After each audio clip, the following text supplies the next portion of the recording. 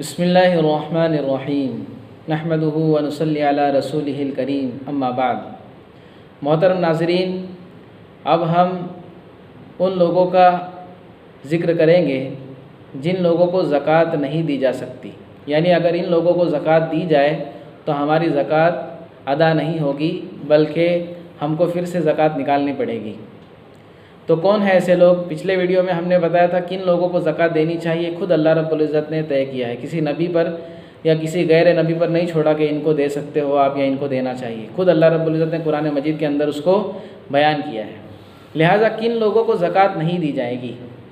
तो सबसे पहले वो शख्स जिस पर ज़कात फ़र्ज़ हो, यानी खुद वो इस काबिल है कि ज़कात निकाल सकता है, मालदार शख्स, उसको ज़कात नहीं दी जा सकती। जैसे मैंने कुछ वीडियो पहले एक बात कही थी कि कुछ लोग हर साल ज़कात ले लेते हैं और वाकई वो ज़रूरतमंद भी होते हैं, लेकिन जब उनके बच्चे बड़े हो जाते हैं या फिर कोई ऐसी चीज़ उनके साथ पेश आ जाती है जिसकी वजह से उनकी ज़रूरत ख़त्म हो जाती है और वो खुद मालदार बन जाते हैं, लेकिन आदत नहीं छूटती मांगने की और लेने की, तो ऐसे लोगों को ज़कात देने से ज़कात अदा नहीं होगी।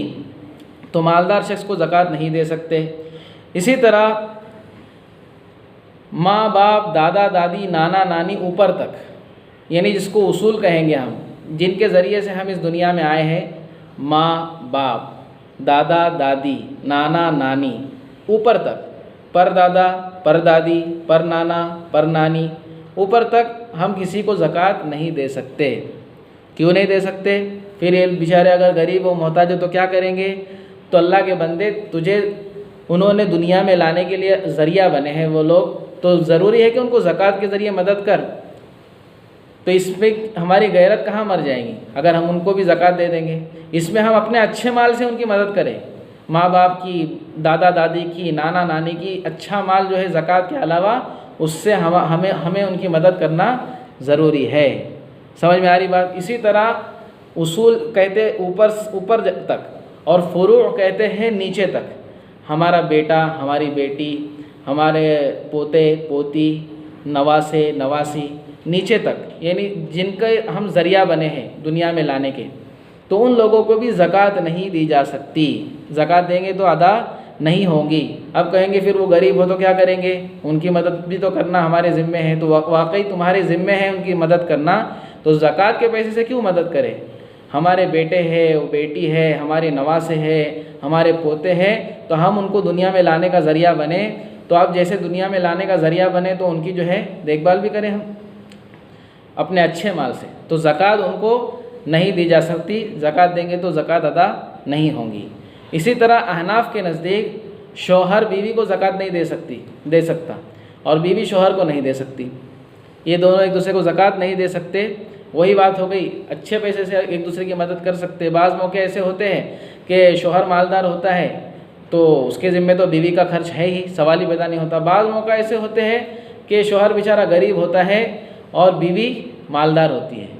जैसे बोलते हैं ना, वो घर जमाई, मालदार पार्टी से बिल्कुल शादी हो गई, गरीब था, कंगाल था, अभी भी कंगाली है, रह रहा है अपने सास ससुराल वालों के इधर, तो बीवी मालदार है। तो अहनाफ के नज़दीक तो एक दूसरे को ज़कात नहीं दे सकते। शवाफ़ी के नज़दीक शौहर तो बीवी को नहीं दे सकता ज़कात, क्योंकि उसकी रोज़ी उसके ज़िम्मे है। शौहर के ऊपर नान व नफ़का बीवी का ज़रूरी है, फ़र्ज़ है, लेकिन बीवी शौहर को दे सकती है। अगर शौहर वाकई कंगाल हो और गरीब हो और लाचार हो, मजबूर हो, और बीवी मालदार हो, तो बीवी शौहर को दे सकती है, इसलिए कि बीवी के ज़िम्मे शौहर का खर्चा नहीं है। लेकिन बहरहाल फ़ायदा इसी में है और बेहतर यही है कि ये एक दूसरे को न दें, बल्कि अपने अच्छे माल से इसकी मदद करें आपस में।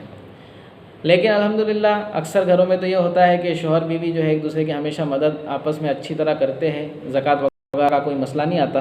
ये तो उन लोगों के लिए मसला है जो बिल्कुल क्या बोलते हैं उसको, टेक्निकल रहते हैं एक दूसरे से। बहरहाल आगे, मालदार आदमी की नाबालिग औलाद को भी ज़कात नहीं दी जा सकती। जैसे एक शख्स मालदार है, अच्छा खासा उसका चल रहा है, और एक उसकी नाबालिग औलाद है, तो यकीनन उस नाबालिग औलाद की रोज़ी रोटी उसी आदमी के ज़िम्मे है, तो उसके बच्चे को उसके बाप पर कयास किया जाएगा। बाप को ज़कात नहीं दे सकते, इसी तरह नाबालिग औलाद को नहीं दे सकते। लेकिन अगर कोई शख्स है जो मालदार है, अच्छा खासा उसका चल रहा है और ख़ुद ज़कात निकालता है, लेकिन उसकी बालिग औलाद यानी बड़ी औलाद उसकी क्या है, फ़कीर है या मिस्कीन है। बहरहाल ऐसे शख्स को दे सकते हैं, मतलब उसके बच्चे को, क्योंकि उसके बच्चे की अभी रोज़ी रोटी उसके ज़िम्मे नहीं है। एक बार आदमी बालिग हो गया, बालिग होने के बाद उसकी रोज़ी रोटी का ज़िम्मा उसके ऊपर खुद आ जाता है, उसके बाप पर नहीं रहता। लेकिन आज आप माहौल देखेंगे तो बच्चे बड़े बड़े हो जाते हैं, 30-35 साल 40 साल के भी हो जाते हैं, बाप पर ही डिपेंड रहते हैं। तो ये बिल्कुल नामुनासिब है। बहरहाल उन लोगों को ज़कात दी जा सकती है जिनके माँ बाप मालदार हो, लेकिन वो बालिग हो चुके हो और उनके पास वो मुस्तहिक हो, तो उनको भी दी जा सकती है। इसी तरह ज़कात अपने ज़ेर परवरिश लोगों को भी नहीं दी जा सकती। जिनकी रोज़ी रोटी हमारे ज़िम्मे है उनको ज़कात नहीं दी जा सकती, अगर देंगे तो ज़कात कबूल नहीं होगी। फिर आगे फरमाया सैयद और बनी हाशिम, यानी अल्लाह के नबी सल्लल्लाहु अलैहि वसल्लम के ख़ानदान वाले, इनको भी ज़कात नहीं दी जा सकती। फरमाया क्यों नहीं, फिर इनकी मदद कैसी करेंगे? अगर ये गरीब हो तो अल्लाह के नबी सल्लल्लाहु अलैहि वसल्लम से उनकी निस्बत है, उन अल्लाह के नबी के ख़ानदान वाले हैं, तो क्या करना है, लिहाजा हम अपने अच्छे मालों के ज़रिए से उनकी मदद करें। इसी तरह किसी गैर मुस्लिम को भी हम ज़कात नहीं दे सकते, अगर देंगे तो ज़कात अदा नहीं होगी। तो इसकी भी वही वजह है। फिर सवाल ये पैदा होगा, फिर अगर हमारा कोई गैर मुस्लिम भाई, हमारा कोई पड़ोसी गरीब हो, लाचार हो, मजबूर हो, तो क्या हम उसकी मदद ना करें? तो बेशक करें, लेकिन अपने अच्छे माल से करें। ज़कात के लिए अल्लाह रब्बुल इज़्ज़त ने जो 8 मसरफ़ बताए, ज़कात उसी जगह पर खर्च करना है। लेकिन किसी की मदद करना है इनके अलावा, तो फिर हम अपने अच्छे माल से, हमारे अतिया, हमारे हदिये, हमारे तोहफ़े से इनकी मदद करें। चाहे गैर मुस्लिम हो उनकी भी हम मदद करें। गैर मुस्लिम भी हमारा पड़ोसी हो और वो भूखा सो गया दोस्तों, तो हमारे जन्नत में जाने के वांदे हो जाएंगे। अल्लाह के नबी ने फरमाया कि वो शख्स जन्नत में दाखिल नहीं होगा जो खुद पेट भर कर के खाए और उसका गरीब पड़ोसी भूखा रहे, भूखा सोए। इसीलिए दोस्तों, चाहे ईमान वाला हो, गैर मुस्लिम हो, कोई भी हो, हमारे ज़िम्मे उसकी मदद करना है। लेकिन ज़कात तो हम उन्हीं लोगों को देंगे जो 8 मसारिफ़ अल्लाह रब्बुल इज़्ज़त ने बताए हैं। लिहाजा इस बात की हम फ़िक्र करें और ज़कात को खूब जान कर, क्योंकि अल्लाह की तरफ से हमारे ज़िम्मे फ़र्ज़ है। ये ज़कात भी फ़र्ज़ है देना, और ज़कात सही जगह पर देना ये भी फ़र्ज़ है। 2 चीज़ें अलग अलग है, समझो इसको। ज़कात देना तो हर ईमान वाले पे ज़रूरी है, फ़र्ज़ है, जो साहिब इस्तिताअत है, साहिब निसाब है। लेकिन जो साहिब निसाब है उसको ज़कात निकालने के बाद उसको सही जगह पर पहुंचाना भी फ़र्ज़ है। अगर ज़कात सही जगह पर नहीं जाती हमारी सुस्ती और कोताही की वजह से, तो फिर हमारी ज़कात अदा नहीं होगी, फिर से उसको निकालना पड़ेगा। लिहाजा इस वीडियो में हमने ये बात बयान की कि किन लोगों को ज़कात नहीं दी जा सकती। इसके अलावा भी आपके जहन में कोई सवालात हो तो वह हमको पूछ सकते हैं ईमेल वगैरह के ज़रिए से, या फिर कमेंट बॉक्स में भी आप डाल सकते हैं, या फिर किसी के पास मेरा नंबर वगैरह हो तो व्हाट्सएप वगैरह पे सवाल कर सकते हैं। और दोस्तों, बहुत सारे लोग सवाल कर रहे हैं और बहुत सारे लोग ये भी बोल रहे हैं कि आप हमारे सवाल का तो जवाब ही नहीं दे रहे।